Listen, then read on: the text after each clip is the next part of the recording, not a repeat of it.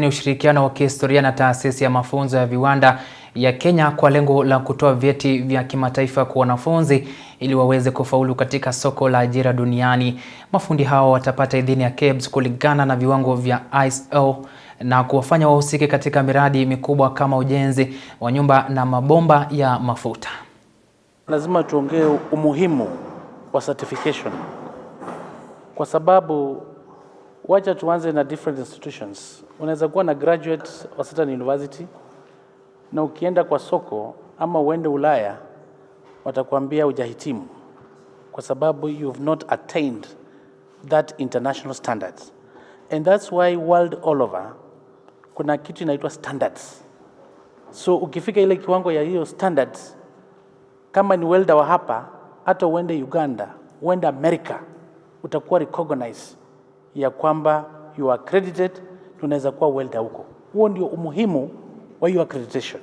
Sasa kuassure ya kwamba wale graduates watatoka hapa watapata ile accreditation ya kuonyesha ya kwamba wamehitimu.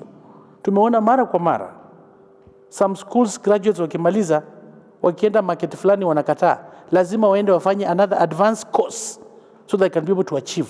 So internationally kulingana na biashara vile inaendelea, kuna zile standards zenye kila country lazima i-attain.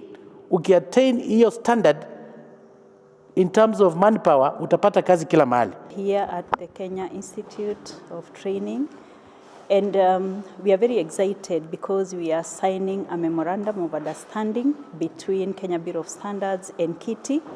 And this memorandum of understanding is very critical for the two institutions in that KITI produces welders, then Kenya Bureau of Standards will be certifying them. Once KITI trains welders here at KITI, because they have the equipment, they have the expertise in terms of teachers, the trainers, then Kenya Bureau of Standards we have the recognition in terms of accreditation to these two international standards. And therefore we shall be certifying the trained welders within the global recognition.